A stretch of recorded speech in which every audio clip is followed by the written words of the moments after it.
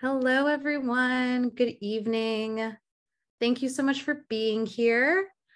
Thank you. Thank you. I'm just going to give it a few seconds to see if anyone else joins. Thank you, everyone, for being here. Amazing. All right. Again, thank you so much for being here tonight. My name is Lisa Alves. I'm the managing producer at Cahoots Theatre. Before I pass it off to Neta and Emerjade, I just want to go over some access notes for tonight. So for tonight, we do have auto captions. And if you're viewing this on Zoom, to enable them, you can click on the CC icon, which is located at the bottom of your Zoom toolbar. And if you're watching this on YouTube as a recording, we also have captions generated by Rev. And to enable those, you can click the CC icon at the bottom of your video window. All audiences are asked to keep their cameras and microphones off for the conversation, as we are recording and it will be posted on the Cahoots Theatre's YouTube page. And if you're watching us live, and if you're running into any technical difficulties, please message me, Lisa, in the chat or contact info@cahoots.ca and we'll get to you ASAP. If you get kicked out of the room for any reason, just click the Zoom link that originally brought you here and we'll let you back in. It might take a few moments, so we appreciate your patience if that does happen. All right. Now, I want to acknowledge the land that we find ourselves on, and because I'm an immigrant of Portuguese parents, I'm just so grateful for living on Turtle Island as a queer white woman. And I know my life has benefited from a history of white supremacy and colonialism. And it's my job to continue to learn about the original caretakers of this land and to unlearn the systems of oppression that provide me privilege every single day. I'd like to acknowledge that Cahoots Theatre operates on the traditional lands of the Anishinaabe, the Haudenosaunee, the Wendat, and the Mississaugas of the Credit First Nation. This land is known by many names, such as Treaty 13 territory and Tkaronto, a word from the Mohawk meaning trees standing in the water. Tkaronto has always been a meeting place because of how the waterways intersect. And I'm currently working on the land near Wiscontinak, which is also known as the Dawn River. And Wiscontinak is an Ojibwe word for burning bright point. I encourage everyone in the Zoom room to share in the chat where you're watching from tonight and acknowledge where you find yourself on. And if you are watching on YouTube, we encourage you to put in the comments section where you're watching from as well. I don't believe that land acknowledgements are done justice unless they come with a call to action. So I urge all of you to take a look at what land you are on and question the names of institutions, streets, and landmarks, because we are entrenched in upholding history that doesn't benefit anyone except a few. And I would also encourage you to learn about the history of residential schools and to consider donating to the Indian Residential School Survivor Society. Learn about missing and murdered Indigenous women, girls, trans, and two-spirited people, and read the Truth and Reconciliation reports. And I think most importantly, please learn more about Indigenous artists and support their work. I've created a document of sources that I continuously share around, and it's broken into sections, but it's a non-exhaustive list of actions and resources you can all utilize to learn and to donate to various causes. The work is pretty much done for you there. You just have to open up the Google document and begin or continue the work. So thank you so much for being here tonight. Now I want to introduce the interviewers. Woohoo! I'm so excited. First up, I'd like to introduce Emerjade Sims, who is a Jamaican-Canadian actor and storyteller. She is a graduate of the acting program at the University of Windsor and holds a BFA degree. Emerjade is also a 2016-17 grad of the Mechanicals program at Factory Theatre. In her career as an actor so far, she has worked with many wonderful people and companies. Those select theater credits include 21 Black Futures, Omega Child, which is an Obsidian and CBC production, Peter Pan, a production of Bad Hats and Soul Pepper, Schoolgirls, or the African Mean Girls play, an Obsidian and Nightwood Theatre production, Wounded Soldiers, a Fourth Line production, The Bird Killer, Let Me In production, and television credits include Forbidden, Fear Thy Neighbor, See No Evil, and Paranormal 911. Emerjade enjoys napping during her downtime and thanks her mom for everything. Thank you so much for being here, Emerjade. I'd also like to introduce Neta J. Rose, who is a proud Ashkenazi Jewish, queer, non-binary, redheaded tomboy-femme geek. They are an actor, visual artist, poet, and theater creator based in Tkaronto. And Neta is a founding member of Create Youth Theatre in Scotland, now entering its 12th year. On this side of the pond, they have toured Ontario, researching, creating, and performing site-specific community-engaged multimedia works and producing documentaries, including the Cyprus Project, which is in partnership with Driftwood Theatre as part of their tenure with FiXT POiNT Arts Media. Prior to COVID, Neta was also last seen on Ottawa stages as Vicky in Darrah Teitel's The Omnibus Bill and Señora Polichinela in Odyssey Theatre's The Bonds of Interest. Neta is a frequent audiobook narrator and voice actor appearing in radio plays. Most recently, they narrated the novel What's the Matter with Mary Jane, a new mystery by Candas Jane Dorsey from ECW Press, and featured in the pod play production of Henry G20, an ambitious new work by Christine Brubaker, set in Toronto during the G20 protests and mass arrests of 2010. Henry G20 has had its world premiere as part of the Luminato Toronto International Festival of the Arts. And before I pass it off to Emerjade and Neta to chat about the fall program slate that we have, I am going to share the video that we released yesterday, Tanisha and I. Oh my goodness, so exciting. So bear with me as I share my screen and sit back, watch the video, and grab a cup of tea if you like, because we're going to be here for a little bit and we want you to be cozy. All right, let's get this up and rolling. Oh, hold on. I'm going to have to share my, one sec. I have to also share my audio so it's optimal. So again, bear with me.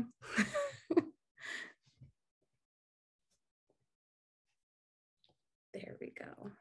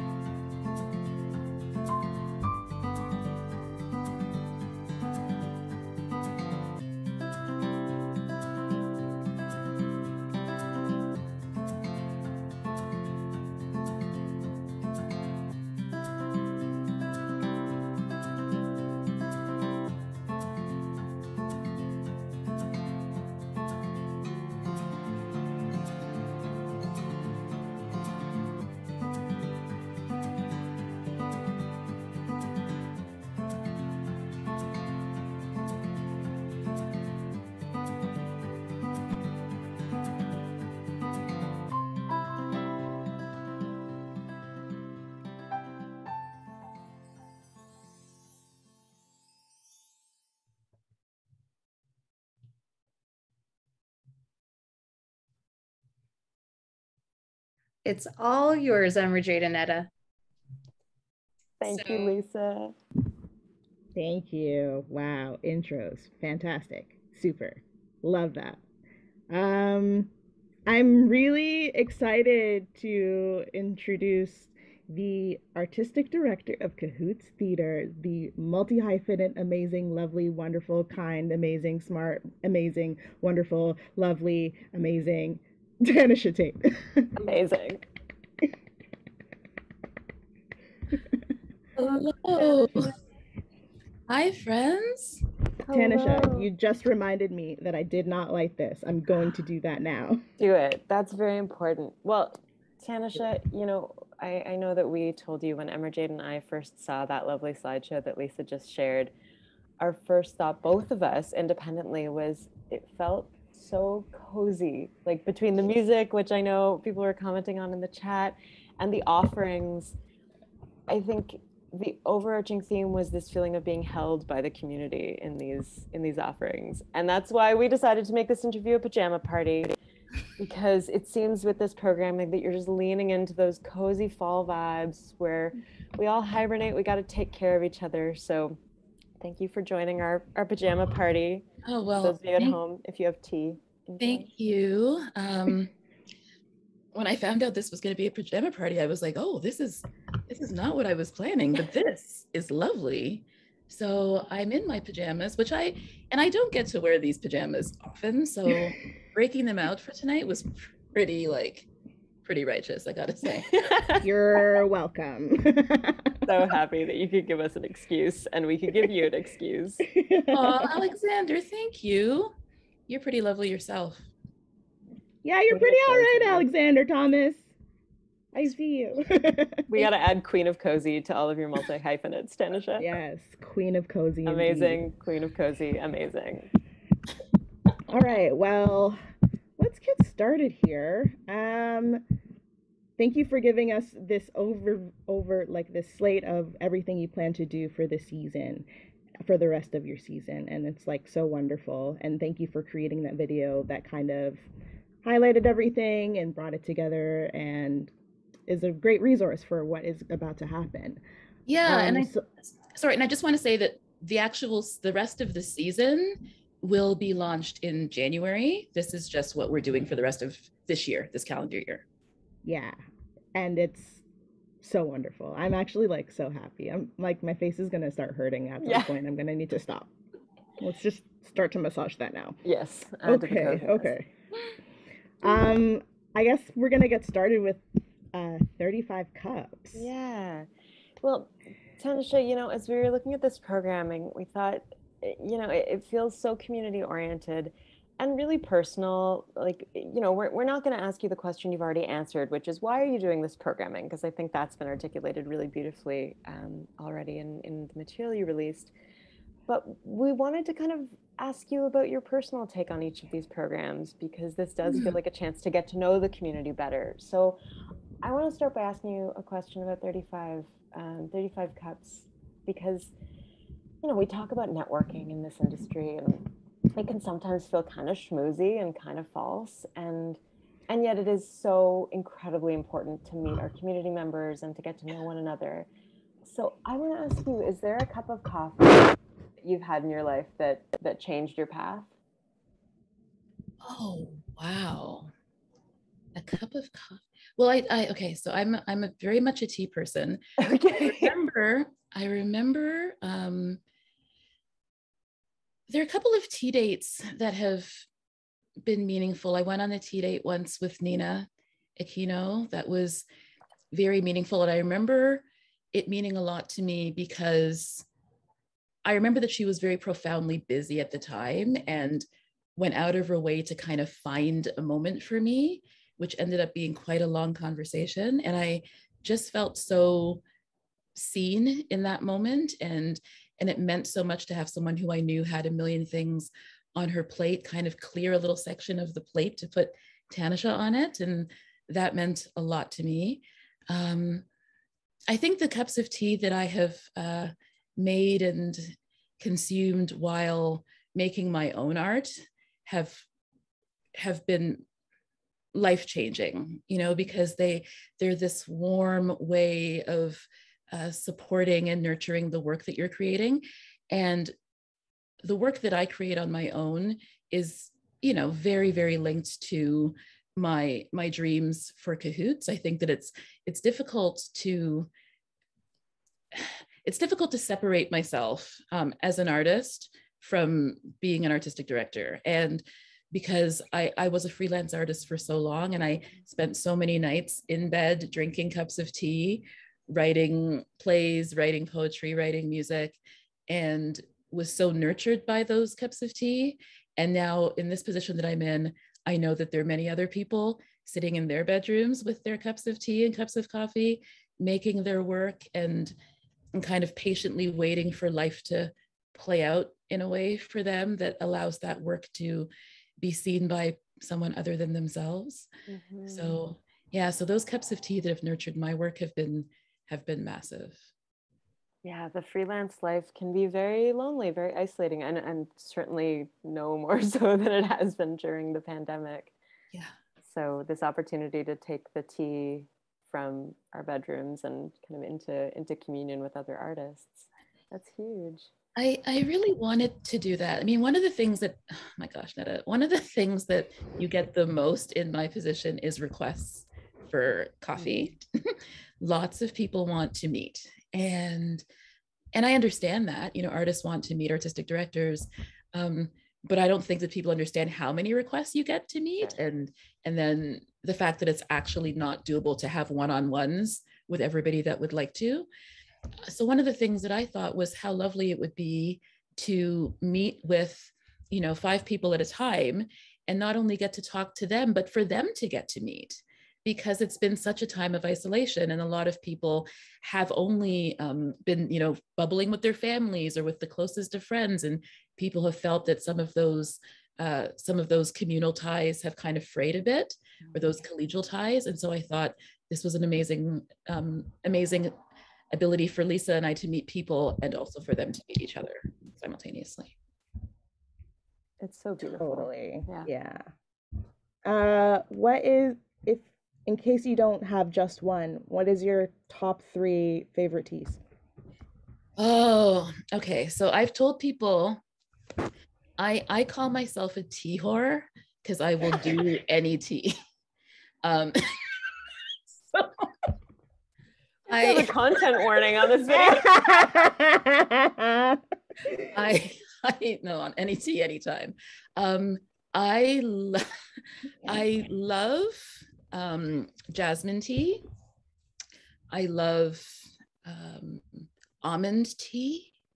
Almond tea is incredibly beautiful. It's so creamy when it has no cream in it. How does it do that? It is breathtakingly lovely. When I don't feel well, I really love ginger tea, but I don't drink it as much normally. When I don't feel well, it really kind of holds me. But I also love anything that has cinnamon in it. I'm a big cinnamon person. Oh, yeah. I have a cinnamon rooibos that makes me extraordinarily happy. Totally. Is everyone taking notes? Yeah, this is the important part of the interview. For the future. I'm giving you, like, I'm offering this gift to you into Tanisha's good graces. You're welcome. Yeah, there's a lot of tea in my cupboard, a lot. I understand that, for real. Yeah. Right now I'm drinking a Caribbean Crush, and it is, okay, so it is a blend of like a little bit of rose, mango, and some pineapple. And the smell of the steam is enough to. You just want to shower in that. I just want to pour it on myself right now. Yeah. But I shan't. I'd make a tea bath with that. Can I tell you a very quick tea story? I discovered something several years ago. I was making pancakes, and I thought, I want to spruce up these pancakes. Now, in my plan, I was planning to make banana pancakes, but then when I pulled out my banana, it was like past tense banana. So I was deeply upset. And I had a package of lavender tea I opened the lavender tea and sprinkled it in the batter, and I made lavender pancakes, and it changed my life. And thus we've brought it right back around to the question, the cup that changed your life. The answer is pancakes. Yeah. That is amazing. Wow. I'll tell you my lavender hot pancakes. Tip. Yeah, that sounds incredible. Sprinkle some, I agree, Iago. Yes. Carbs are always the answer. True, it's true. And thus concludes our interview. You have all the information you need. Carbs are the answer. Tanisha team. I love this. And yet sometimes we must work against our will. Yeah. Sometimes we must work, and grateful for work. Grateful for work, exhausting, but grateful. So thankful for work. Yes. Yeah. So those days are going to be on Tuesdays for a few consecutive weeks in November and some weeks in December. And the people who are invited are people who you have not met yet. Is that correct? Yes. So if you are a friend of Lisa or me, you are not coming to 35 Colors. You're not invited. You're not invited. We love you, but no. But if you're an artist that has followed Cahoots, that knows about Cahoots, but we don't know who you are, absolutely, we want to get to know who you are. There are so many artists that are served by our mandate, and we know that those people follow our social media, but Lisa and I have never engaged, and especially since there has been minimal engagement in the last 19 months. You're not just kind of out in the world or in the lobby of your theater bumping into people. All of the engagement has kind of been very deliberate. Like, I'm coming online for a Zoom meeting. I'm coming online to talk to this artist about this thing. So that kind of just meeting people as you would normally by chance has not been happening. And that's part of the reason why I wanted to do this as well. Great. Yeah. You do have some, specific skills that you want to share as part of the RAFT offering. So Emerjade, I know that you always, you know what, cover letters. I got it covered. Yeah.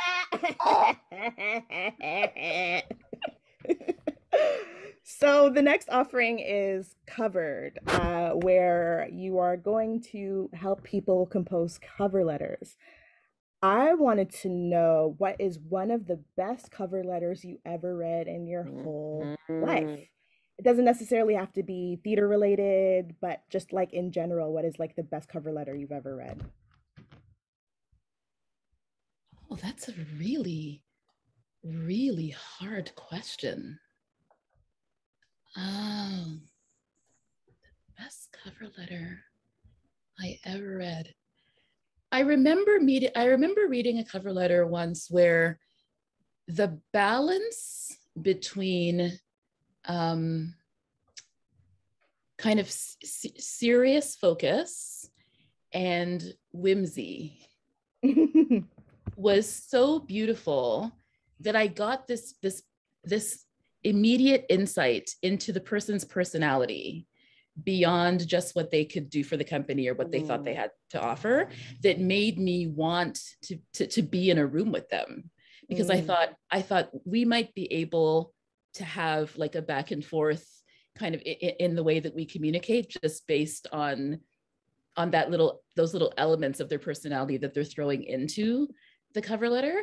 Cover letters are a really interesting thing, because I didn't realize how many people find them extremely daunting. I didn't know, because I've always written resume and cover letter. I've always sent them in, and I really love writing, and so I'm like, okay, this is an opportunity. And I find that I find resumes quite clinical. So to me, a cover letter is the chance to show the company who you are in a way that the resume doesn't. Totally. And so the opportunity to have a room full of people on Zoom being like, okay, these are the things that have worked for me. These are the things that have gotten me in the door for interviews, because I certainly don't get every job that I applied for, but I don't think I've ever written a cover letter for a job and not been seen for it. And so that idea of what can you present that makes people at least want to talk to you you know, I think is so important, and not to be intimidated by it. You're telling your own story. Your own story should not intimidate. You know, we should be able to own that. To own it and to embrace the opportunity to say, this is me, and this is why I think that me with you could be cool.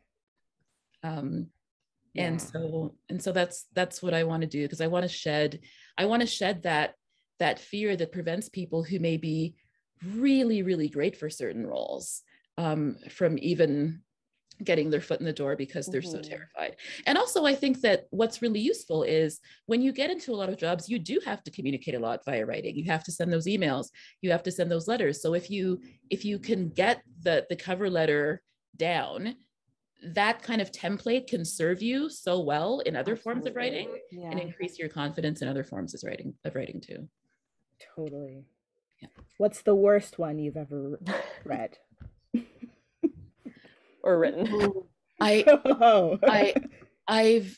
So reading letters that are addressed to a company in which they are making a request of the company, but they clearly know nothing about the company and they don't even address you by name, like the to whom it may concern cover letters when they are specifically seeking you out. I find I'm just not interested in those. I'm like, it takes 2 seconds. If you're writing to pitch your play to Cahoots, Google. It takes 2 seconds to find out that my name is like, dear Tanisha, not like, hi, whoever's there. Like, it's just like, like sometimes it's just so, if it sounds very, very formulaic and there's nothing about it that doesn't read like it came off an assembly line, I'm not interested. That is super fair.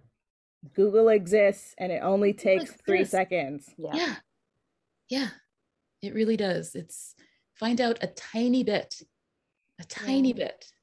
I mean, I think like the connection I'm seeing you making, Tanisha, is that cover letter writing can be a creative thing. You know, you're talking to artists, and yet I think so often we're afraid of it because it feels like it's something out of the business world, and you know, we're sometimes left brain thinkers and outside the box thinkers, but that. What I'm hearing from you is that's actually what's going to make you an appealing candidate. Absolutely. Because keep in mind, you know, sometimes people are reading 10, 20, 30, 40, 50 cover letters. You don't know how many people are applying for a job, right? And so what about your cover letter is going to make me remember it 20 minutes after reading it? Like, what about it? And don't be afraid to really put your soul into it. Because that's what makes me want to connect with a person. You know, and a great resume is fantastic, but a great resume accompanied by someone who reads like a robot is not as interesting to me. Yeah, it's the difference between what you do and who you are, right? That's exactly right. So this session covered is happening Monday, November 8th from 11:30 to 1 p.m. Eastern time. I mean, I feel like this is the kind of thing I wish I had. And probably still need. Honestly, I'm gonna try to be there because I really probably would benefit from that. Cool. I mean, it's I'm hoping that it can make people leave feeling a little bit less daunted by the process, for sure. Totally. That's it. Like you get armed with the tools and armed with the knowledge, and then it's just you just knock down those insecurities one by one, knock down the barriers that feel like they're there. But you know, like in terms of talking about the next offering, which of course is Floodlight, which is a conversation coming up on Wednesday, November 17th in the evening. You know, I was mentioning the insecurities there, the sort of the pain that comes naturally as a part of being an artist. But given what we've gone through over the last year, as you've talked about already, the sense of isolation, the lack of connection with their community, that like the passive connection we normally get just by virtue of going to opening nights and wandering around theater lobbies and even seeing each other in audition rooms. We've lost so much of that, and it's been very painful. But there was a particular word in the description for Floodlight that jumped out at me, because it's what I find exciting about everything we've gone through, and it's this question of change. You said, how has this time changed you? your approach to your work and your way of being in the world. And I'd love to ask you that question. How have you been changed by this last year and a half? And how has it affected your creativity? Yeah. I've definitely felt a lot of internal shifts. I think that when the pandemic started, which was 5 months after I started my job, and I didn't have a co-leader yet. So it was just me leading Cahoots, and then it's a pandemic. In a void. It's so hard. And it feels like a bit of a free fall, right? Because there's no reference to, how do you lead during a pandemic again? None of my AD friends had ever done it. And so the first kind of question that I faced is, what is a theater company and what is an artistic director when there can be no theater? What does that mean? And so it immediately puts you into this headspace of having to kind of redefine your job or reconceive your job. And I think that a lot of what I learned during this time was that the connection that we take for granted in our day-to-day lives is sacred. It's not something that we can take for granted. You know, we were so used to just getting up, getting on the bus, you know, you're with somebody, you're touching someone's elbow, your people are just all around you, and then you're going to be with people that you know. And suddenly we were in a position where we were told that innate sense of connectivity, that innate sense of togetherness was not only ill-advised, but potentially dangerous. And that was a place that we'd never had to be before. And so what changed inside of me was that sense of, okay, how do we redefine safety? How do we still manage to bridge those gaps of distance to stay connected so that people can feel heard and seen and loved and supported by each other when they are distanced? And how does theater matter in the world and reshape itself in the world when we can't all be in space together? And I think many of us went through that, right? Like thinking about, what does the virtual world of theater mean? But what changed inside of me was, what does it mean to be a storyteller, and what are the important stories? Because what I didn't want to do was to immediately just jump to doing theater virtually, which a lot of people did, and there were some really great things.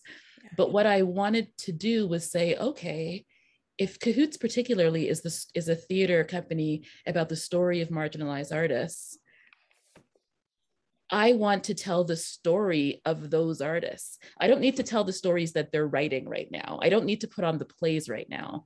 I want to look at the artists themselves. What is their story during a pandemic? What are they living during a pandemic? Because if we don't take care of the storytellers, then once COVID is over, we have broken shells of artists. Oof.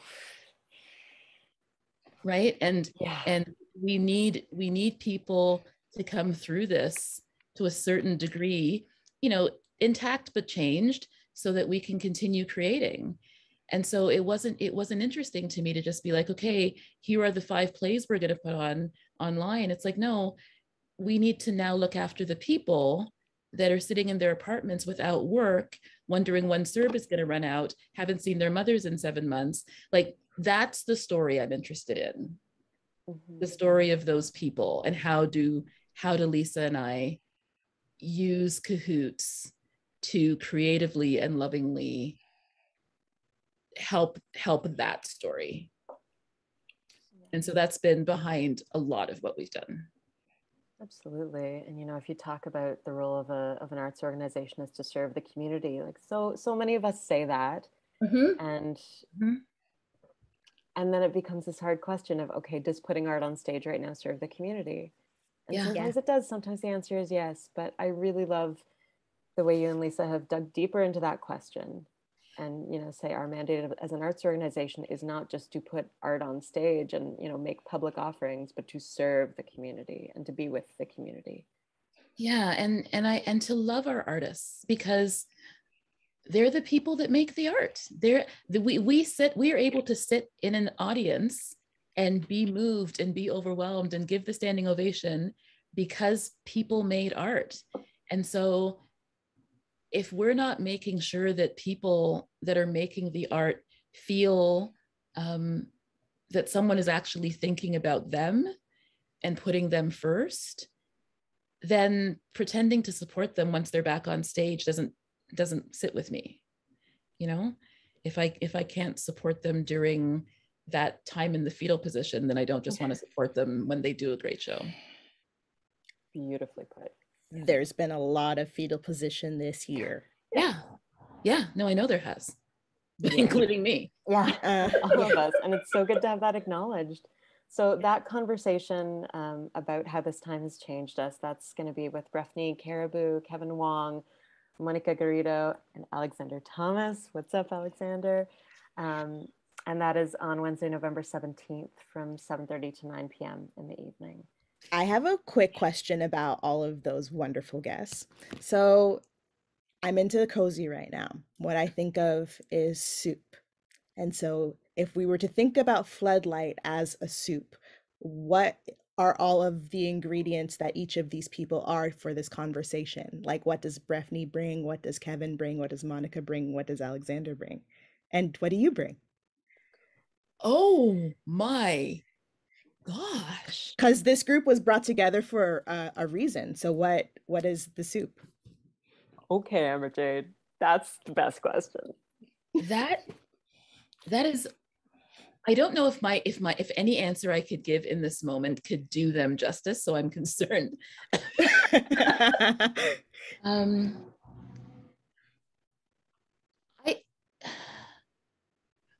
Well, when I decided that I wanted to do this, one of the first things I did was I turned to Lisa and I said, you know, I want to do this and I want to know who you think would be interesting people. Because one of the things that I just don't believe in as being an AD is in making all of the artistic choices solely by myself when I have a partner right beside me and it's just the two of us running the company. And so I asked Lisa for some names and she gave me a whole bunch of names. And two of the names that were on her list were Monica and Breffney. And she spoke really, really highly of just their thoughtfulness, their artistry, their truth-telling, which I have seen, which I've witnessed myself. And I thought immediately that they would be people that I'd be super interested in, especially since Breffney and I are both on the faculty at Sheridan, but we've never really had a chance to really connect beyond like seeing each other in the faculty orientation meetings. Mm-hmm. But I know how incredibly thoughtful and smart and gifted she is, and the way that she comes at the way that she and Monica come to things with kind of a holistic sensibility as to how things interconnect with each other. And I think that so many of these questions that I want to ask are interconnected, and I want to see what they have to bring to that. Kevin and Alexander are both friends of mine whom every single time I speak to them, I shift on the inside. There's just something about their wisdom and their goodness that is so grounded and rooted and true. And I know the more that because I had several more names, but the more I kept kind of, you know, moving names around and thinking about, okay, these four people, that it just felt really good. And I just thought the energy that I think these people could all bring to each other and the way that could ignite the space is really, really interesting to me. So I think of like, I think of Breffney as like sweet corn, and I think of Monica as like sweet potato. Yeah, which I very much. Oh my God, I want some sweet potato. I just love it so much. And then Alex and Kevin. Soup. I think I see Alex as like the stock that everything kind of marinates in. And a lot of that is because he's the elder of the group, and what he has experienced in his life, not just through COVID, but before, and also the experience that he has had amongst us in Canada and now back in his homeland of the States. There's just a richness and a wealth to what he's going to bring to that pot. And then I think of Kevin as like dumplings. It's a really, really good soup. And what about yourself? Oh God, the spoon? I don't know. You're just taking from them? You're the fire that cooks it all. You're mixing them all together. Yeah. The spoon is important. You do mix them all together. So a wise and the apparatus that helps us to take it in, that spoon. Yes. Very important. Very. Speaking of soup, I put on a yellow split pea and roast sweet potato soup to simmer before this, and I need to go check on it. So great. Emerjade, I'm just going to describe the soup. I'm going to describe the soup and then we'll come back. So it's there's a wise stock in the pot. Then there's a good sweet potato, an artful corn, and some thoughtful dumplings in this soup. It's a great soup. I love that. I want to eat it. Yeah. And everyone else can consume this soup again on November 17th, 7:30 to 9 p.m. Okay, we see you. So I guess while Neta is checking on their real soup, I will move on to So You Think You Can, Grant. Thank you for that, because every time I say it, I also do the echoes. Thank you, because who doesn't have a So You Think You Can Dance like soundtrack in their head, you know? Anyway, my question about grant writing. I have never in my life written a grant. What is one thing that I need to know? You can. Next question. Okay. Wow, I have never ever felt confident like that. And you said you can, and now I feel like I can. Look at that. Look at God. It's the truth. It's the truth. For years and years, I was writing, and I was writing music, and I was writing plays. And I had a friend, one of my best friends, who was always applying for grants. And she couldn't believe I'd never applied for a grant. And I told her it was because I was so intimidated by the whole idea of a grant. I'm like, where do I even start to apply for a grant? And what the hell makes me think that this little thing I'm doing in my room is going to get government money? Like, I was just, it felt so removed from me. But I started small. I started with a Theater Creators Reserve grant, which is now called the Recommender Grant. Cahoots deadline November 1st. If you're a playwright, you can apply to us. November 1st is the deadline. I started with that, and I got it. I got like $1,500, and I thought, okay, that wasn't very hard. And it's amazing how when you just get that little bit of burst of belief, you begin to think that you can do more. Yeah. And then if you believe this, okay, the first week that I was hired at Cahoots, we had a Canada Council grant due. I had never written one. I had never written one. The first week. And we had no general manager, who is the financial head of the company. So I had an admin assistant who was working with me like 5-10 hours a week.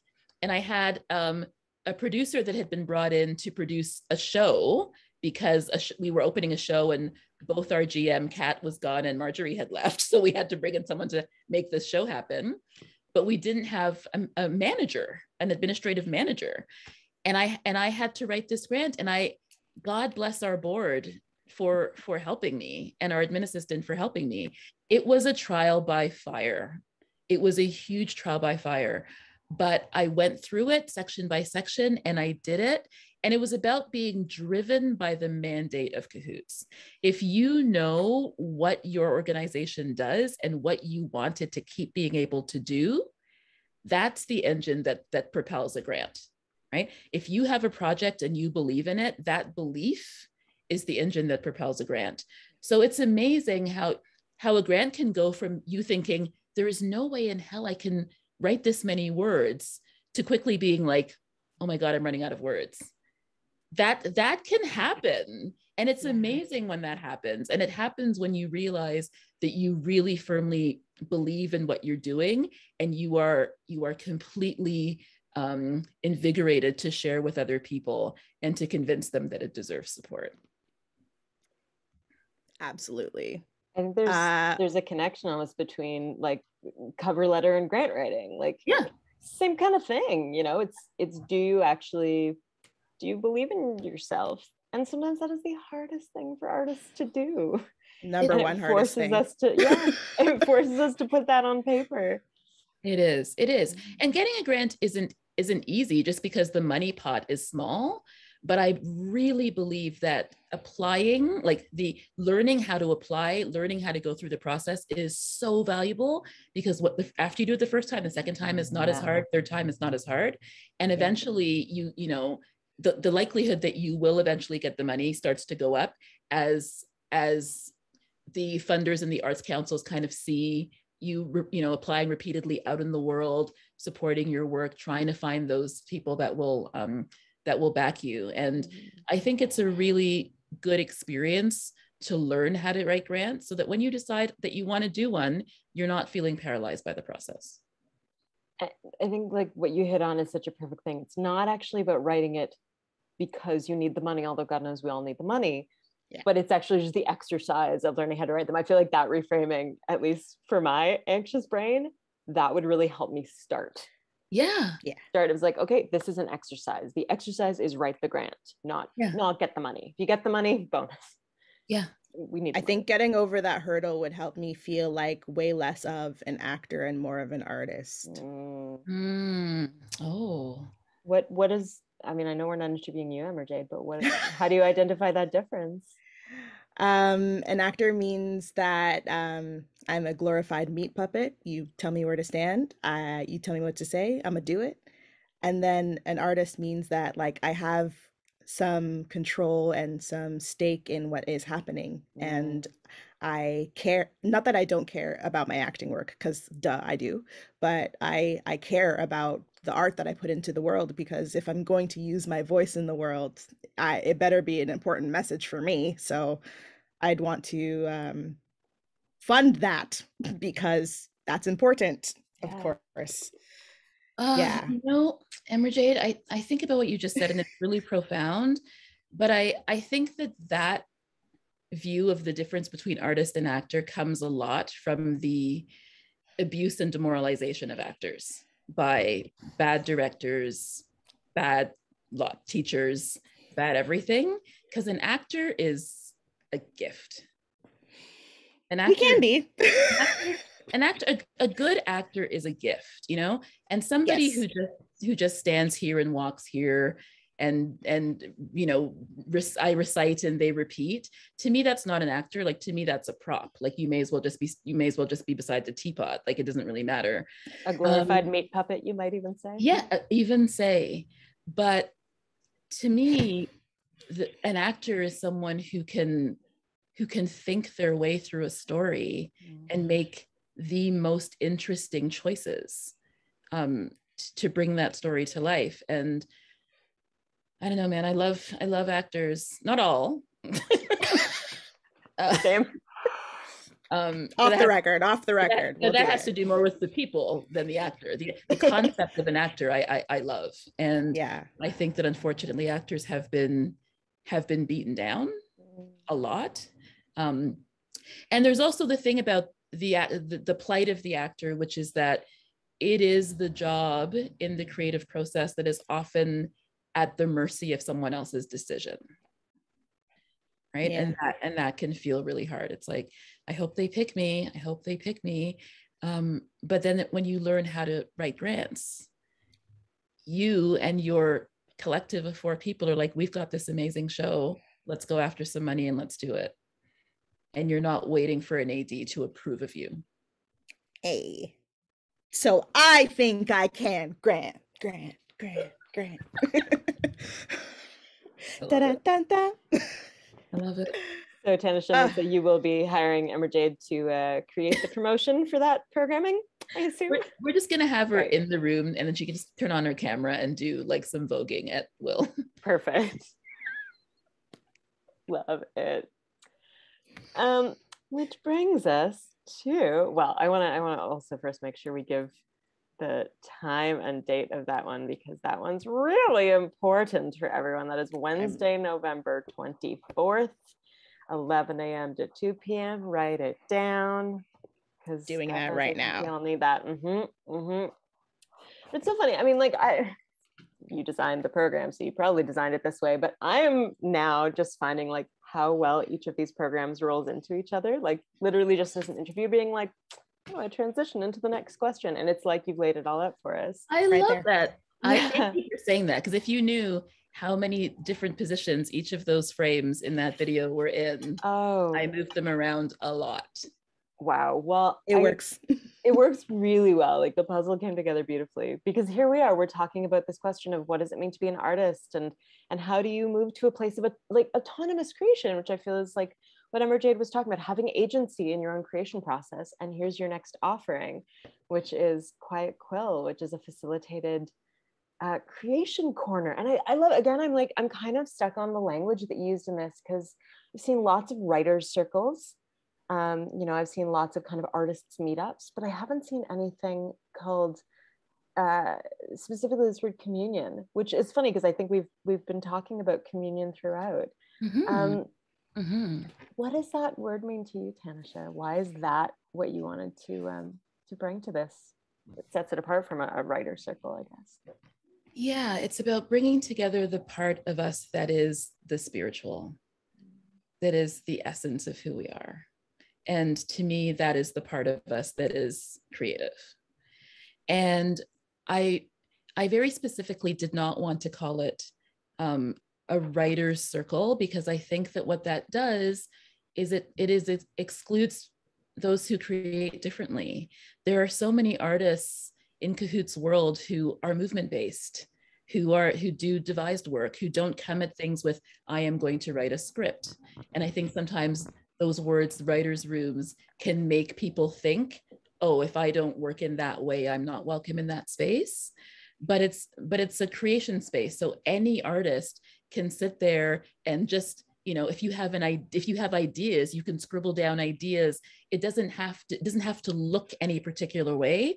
It has to be about you communing with your thoughts, you communing with your artistic sensibility, and all of those things that you have felt maybe a bit of a gap between in this time of COVID, being in a space with other people who have perhaps felt the same way.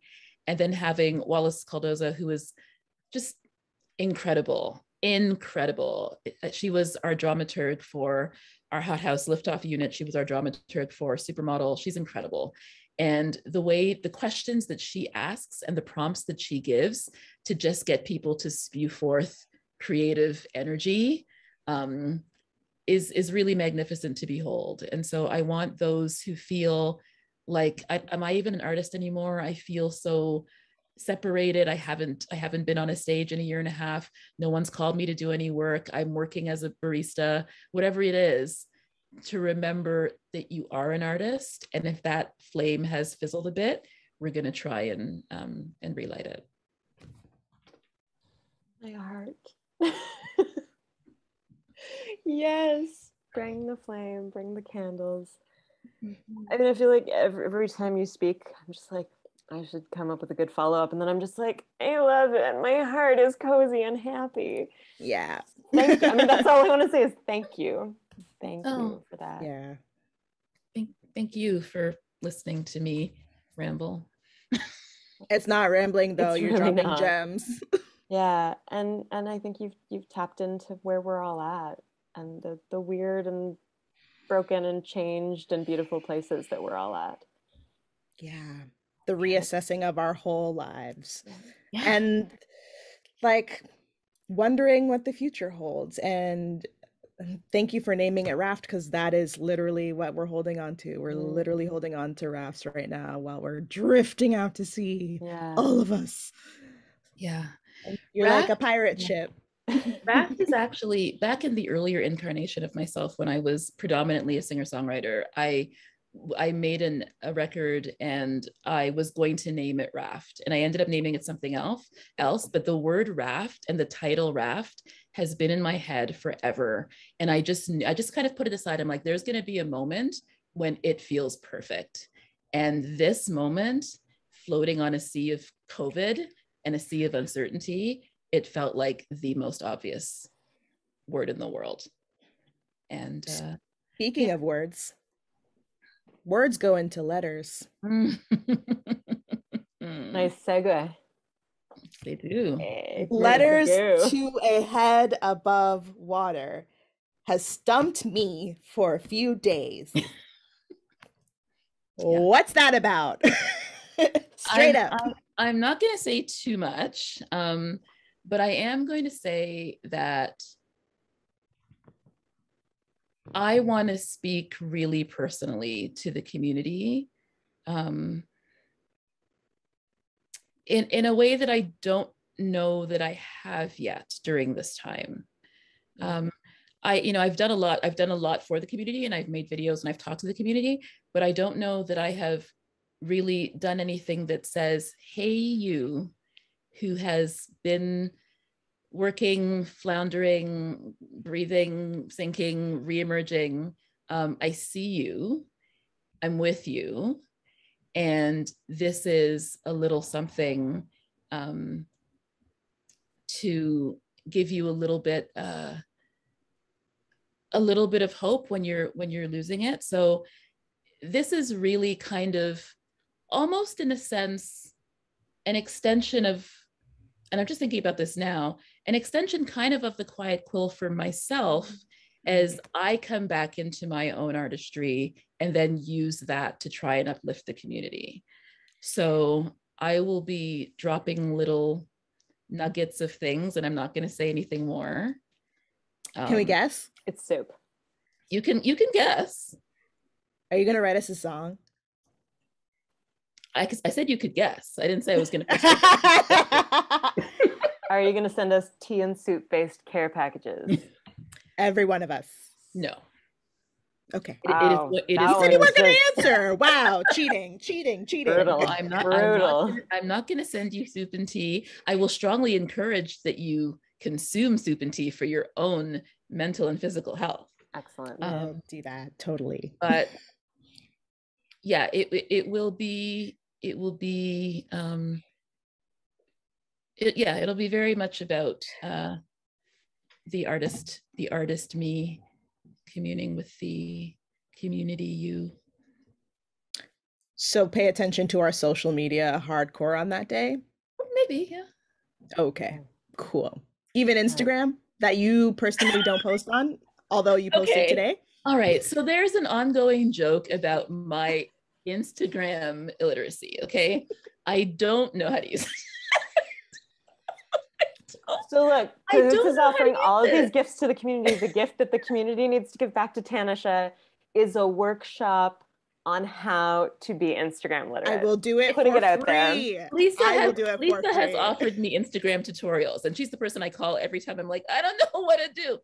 Because first of all, Instagram kind of relies on the world of your phone or your tablet, and I tend to do most of my social media on my laptop. So the minute I come to Instagram, the Instagram website on my computer, it doesn't even work properly. No, it really doesn't. No. So then I have to go get my phone, and I'm like, I don't want to do this on my phone. And then I just don't know how. I did figure out how to post the other day. I was like, oh, I can do a new post. We're very proud of you. And then Lisa told me like the circle is the stories, but then I don't know how to share stories that are already there. I'm like, if it's there, how do I share? Like, I don't understand Instagram. That's so the long and short of it is Lisa will do that. Lisa's going to post on Instagram, and you will post everywhere else. Facebook and Twitter. And that's why you're a perfect team. It is. It's great. It is. And I want to say Tanisha is telling the story of my life. Yeah. And I want to say that Lisa is manna from the heavens. Shout out to Lisa. Lisa, come on screen for a moment. I want to praise you to your face. Please and thank you.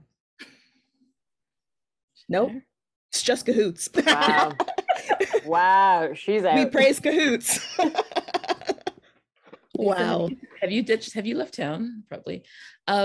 Yeah, she might have stepped away for a sec, but I mean, I posted a few weeks ago that it's so important that we don't just extol ADs to the exclusion of the administrative leaders of companies, because I cannot do what I do by myself. I just can't. There's too much. And yes, we want you on video. Just for a moment. That lovely light hitting your face. And so it's really, just so everyone can see who the most wonderful person is. Look at manna from heaven, as if there's just heavenly light glowing down on them. I honestly, I've been at Cahoots now for 19 months, and the single most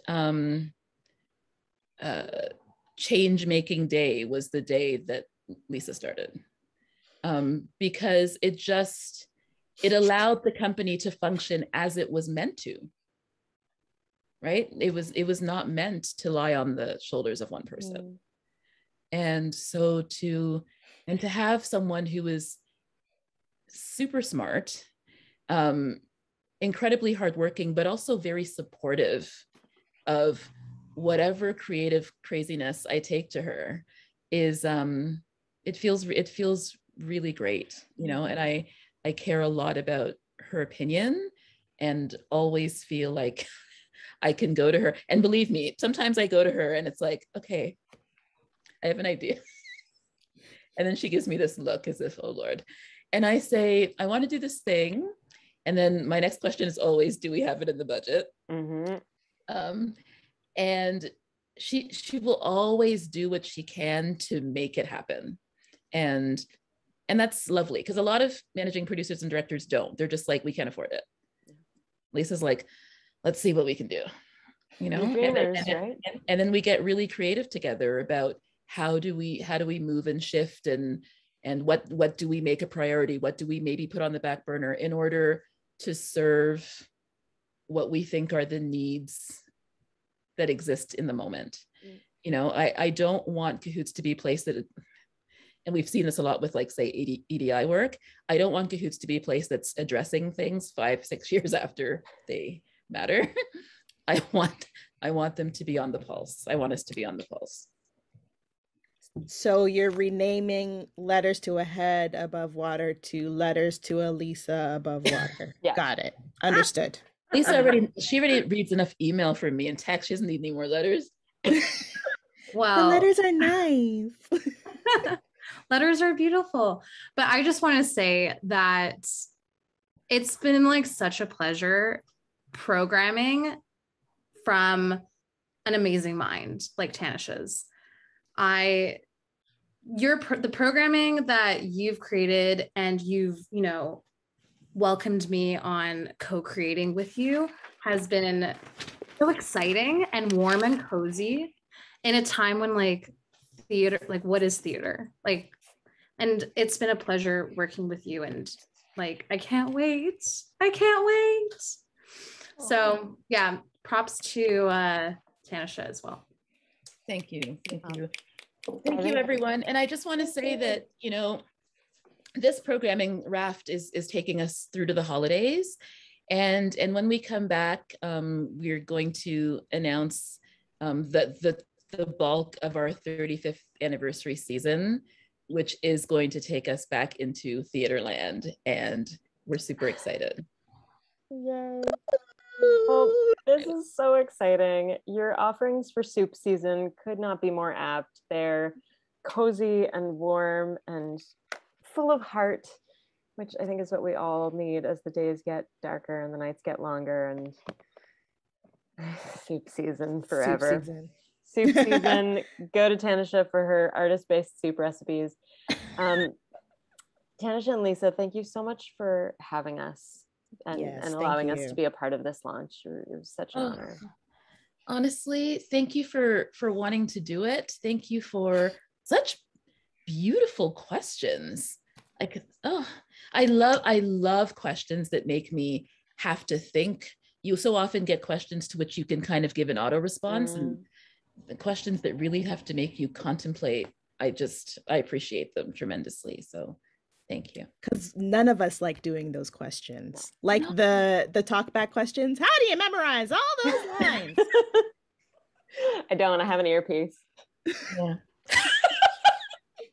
The only place where how do you memorize all those lines is acceptable is in a YPT Q&A. That's the only place. Yeah. The 8-year-olds are always, they're stupefied by it. Other than that, once you're over the age of 13, you should know. Can we get over asking actors how they learn lines? Please. Fair enough, Alexander. Please. Only your grandmother. Take a screenshot of me saying, please don't ask that question anymore. Or your grandmother. Yes, your grandmother can ask. Your grandmother can do whatever she'd like. She's earned it. That's fine. All right. Thank you so everyone for being here. Thanks to everybody who's watching live, and thanks to whoever's watching this on YouTube in the future. Thank you for coming, folks. Have a good one, and have a wonderful, wonderful holiday season if we don't get a chance to talk to you again.